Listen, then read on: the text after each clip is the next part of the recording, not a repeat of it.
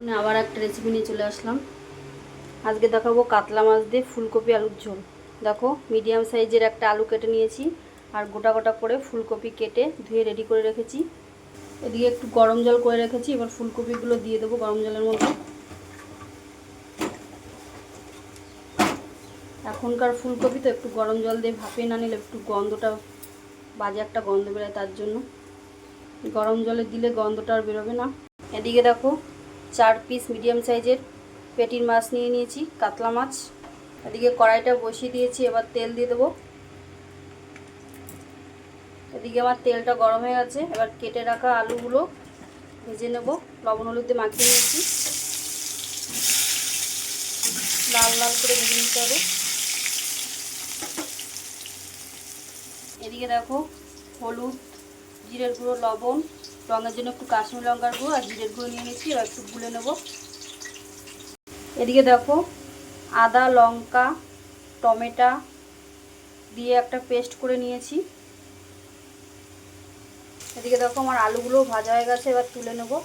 এদিকে মাছগুলো লবণের মধ্যে মেখে রেখেছি, এবার মাছগুলো ভেজে নেব। মাছগুলো দিয়ে দিয়েছি কড়াইতে, ভালো করে ভেজে নেব। এদিকে দেখো ফুলকপিগুলো গরম জলে অনেকক্ষণ ছিল, এবার উঠিয়ে নেব।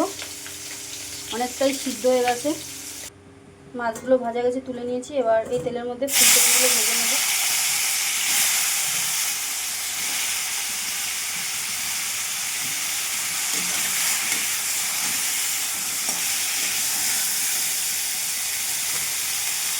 ফুলকপিগুলো ভেজে তুলে নিয়েছি, এবার সর্ষের তেল দিয়ে দেবো কড়াইতে আর একটু।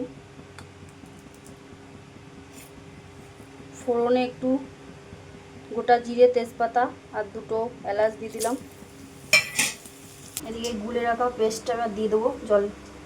দেখো পেস্টটা দিয়ে দিয়েছি, এবার টমেটো, আদা বা লঙ্কা বাটা পেস্টটা দিয়ে দেবো। আর সামান্য একটু চিনি দিয়ে দিলাম আর পেস্টের জল দেওয়া দিয়ে দিলাম একটু। এবার ভালো করে কষে নেবো মশলাটা।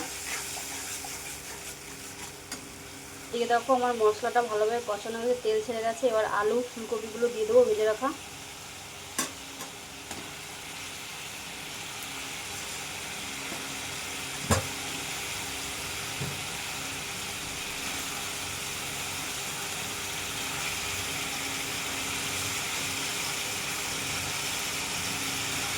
এবার ভালো করে কষে নেবো।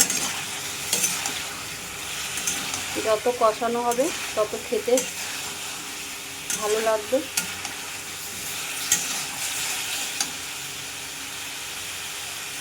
তবে এদিকে আমার কিন্তু ভালোভাবে কষানো হয়ে গেছে, এবার জল দিয়ে দেবো। এবার ঢাকনা দিয়ে মিনিট 10 মতো ঢেকে দেবো।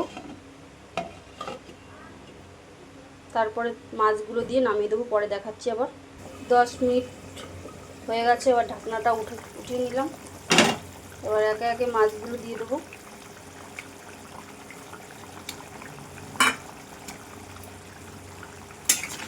এবার ভালো করে একটু ফুটে গেলে, আমার রেসিপি তোমাদের ভালো লাগে তাহলে আমাকে একটু লাইক, কমেন্ট, সাবস্ক্রাইব করে আমার পাশে থেকো। এবার একটু ধনেপাতা কুচি আর একটু গরম মশলা গুঁড়ো দিয়ে দিলাম। আমার মাছের ঝোলটা পুরো কমপ্লিট ফুলকপি আলু কাতলা মাছ দিয়ে। এবার নামিয়ে দেবো। দেখো নামিয়ে নিয়েছি, কত সুন্দর কালারটা হয়েছে।